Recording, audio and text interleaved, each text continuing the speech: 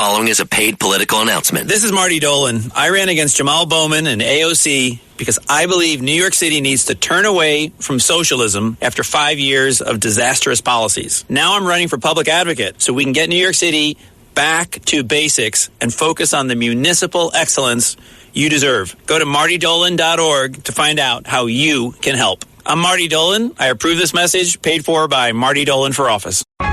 A common sense recap of the day's biggest stories. It's John Catsimatidis and Rita Cosby.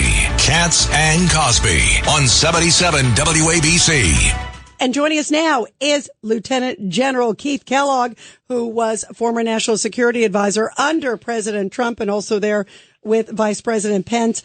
Let's get right to, of course, Israel and Iran.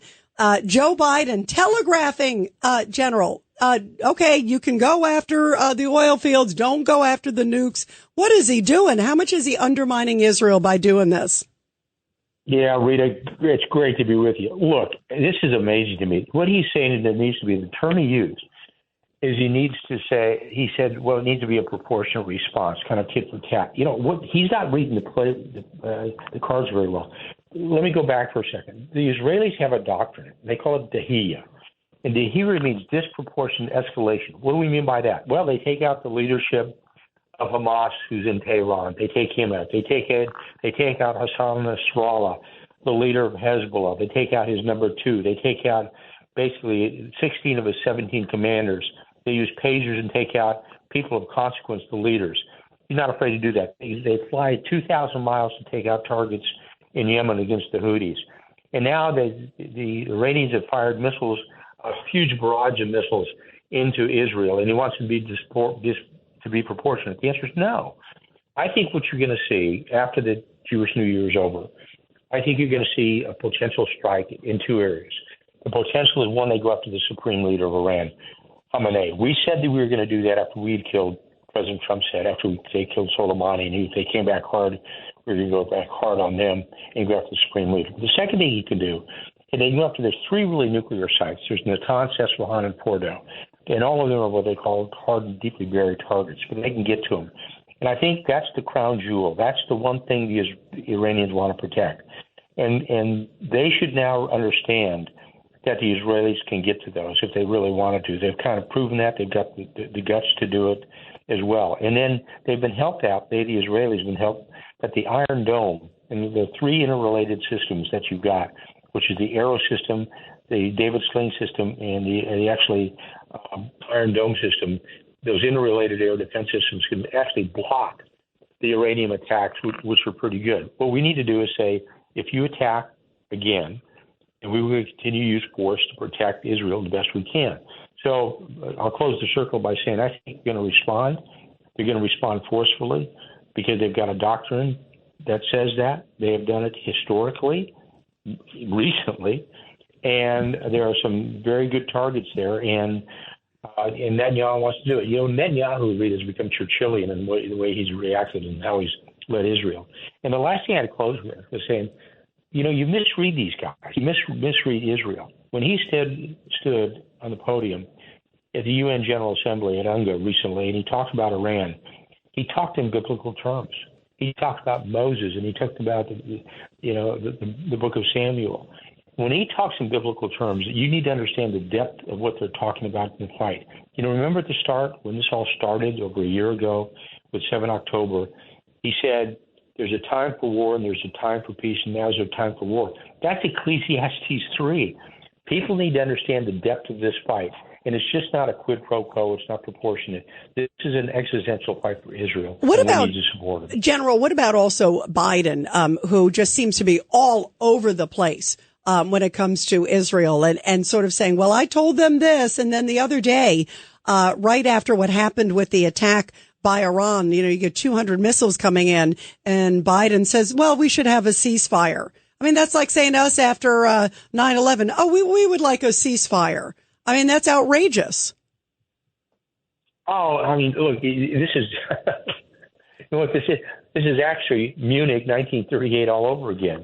You know, when Neville Chamberlain went to Munich and he came out and said in 1938, peace in our time, isn't this cool? And a year later, the world's at war. It's almost like, come on, you can't go. That's what I'm talking about, misread. What happens, Rita, is we sometimes look at opponents, adversaries, through our own lens, and you can't do that. That's why you fail. You have to say, what is their end game? What are they trying to do? And then you must counter that. And Biden hasn't done that. He always assumes that the world is like he wants it to be. It's not. It's a dirty, nasty world out there, and you must respond sometimes, unfortunately, with force. That doesn't mean you forget the economic piece. It doesn't mean you forget the diplomatic piece, but you never forget the kinetic piece. This goes back to what Bob Gates said, and he said was very, very prescient when he said it in his book Duty, when he said Joe Biden has been wrong on nearly every national security event in the last 40 years. He's right. Joe Biden is a nice guy. Joe Biden is not a very smart man. And he has not led this nation well. Yeah, I agree. It's really frightening. Everybody, we're talking to General Keith Kellogg. Judge Weinberg. Good to talk to you again, General. What I fail to understand is how the people around Biden don't get the fact that Israel is fighting the fight for Western civilization. It's not just about Israel. This is not just an Israeli problem. This is a worldwide problem, and it has to be confronted. And as Gerard Baker pointed out in a recent column, never have we owed so much to so few. And Judge, it's a different worldview. I mean, they don't see the world like you see it or I see it. There's a lot of good and there's also a lot of bad out there. And there's evil, and you must confront evil. Israel has done that. Israel has done something in the Middle East on resetting the equation of deterrence that we should have done. Israel is fighting not just a regional fight, but they're fighting our fight too. And they're doing a pretty good job with it as well. And they've got great leaders. You can disagree all you want about Benjamin Netanyahu, but he's proven to be Churchillian in how he has led, and he's got a war cabinet that is really, really good.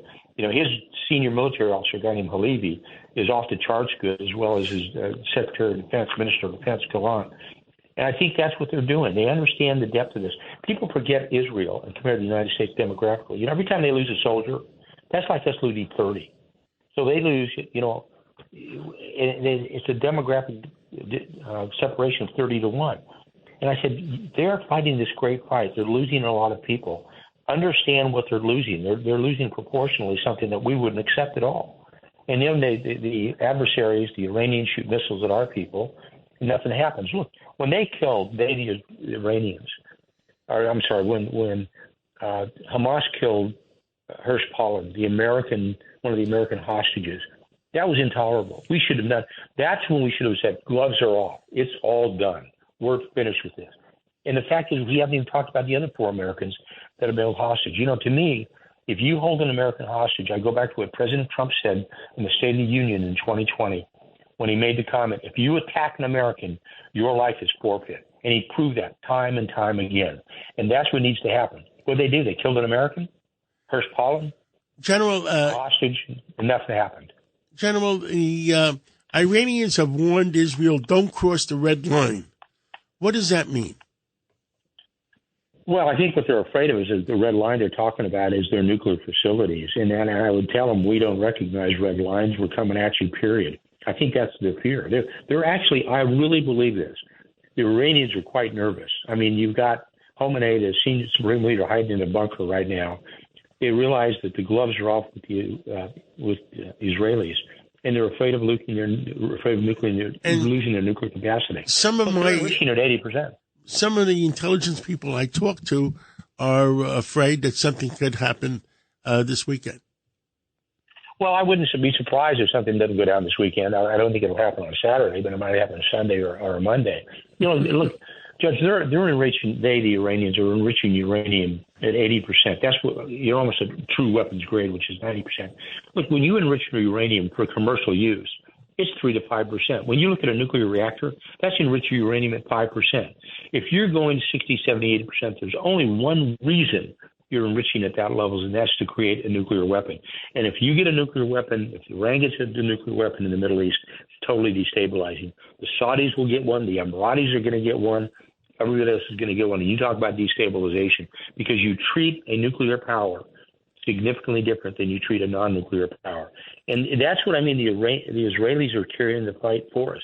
Absolutely. General, the question is, when are they going to hit?